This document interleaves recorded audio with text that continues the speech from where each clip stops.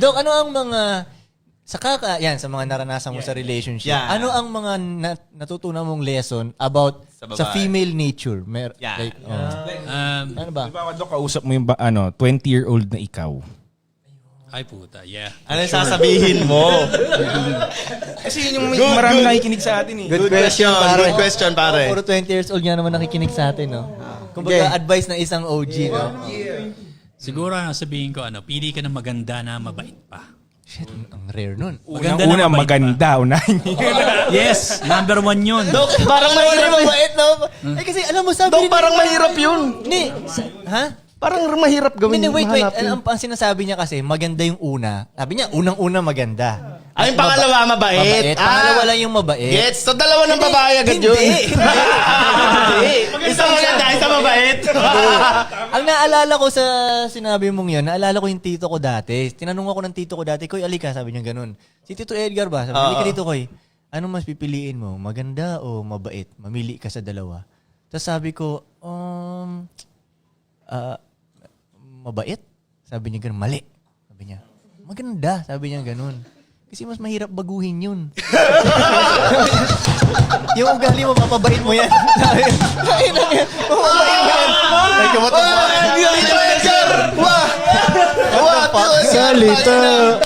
Salita. So anyways, Doc, ang mga advice mo, maganda at mabait. Oo, kasi kung maganda, tapos pumangit ang ugali, maganda pa rin. Salita pa rin, Doc. Diba? Ang pangit. Eh, pumangit nga, pangit pa, ay double whammy ka dun. Whammy yun! Yari ka dun. Yun ang sasabihin ko, pili ka maganda sa mabait. Agree ako, Diba? Dok. Sumamaman ugali niya, maganda pa rin yan. Okay lang yan. Pasalamat kang maganda ka tignan sa umaga. Maganon ka. Koy, lagi ka na naman papaganon, no? Nakakainis ka na, pero ang sarap mong tignan. Salamat ka, cute ka. Pareho kayo neto ni Doc yung mga experience na ganyan, ng mga babaeng... Uy, pareho pala kami. Parehas pala tayo, Dok. Madaming ganun ang problema. Oh, Diyos ko. Paano mo masaspot kung tililing yung babae? Hindi mo nga malalaman agad eh. Yun ang problema. Yun nga ang trap eh. Yun ang Venus wild eh. So paano yung, anong mangyayari doon? Ano yung timeline, kumbaga? Kailan mo Ako nakikita ko within a month eh. Kung baliw eh. ano yung mga signs? Papamatay ako, hinihiwalayan mo ako. Ina. Sa idol, alam mo na. Tayo na, hulog ko na yun. Patayin na kita. Yung ex ko tatalon sa 37th floor. 37th floor! Sabi, hindi na ako magtatanggal ng sapatos kasi sa morgue naman daw, hindi naman daw tinatanggal ng sapatos. Sabi ko, ano yung sabihin? Sinabi niya ba yun? Sinabi niya! Dok, same na same. Sa akin, sa bubong, tatalon. Hindi, ibabagsak kanya, bubong ng Unilab. From the 37th floor. Eh, kung mabuhay to, ako pa ituro. Eh, siya tumulak sa akin. Yari pa ako, di ba? Sabi ko, pucha, hiwalayan ko to.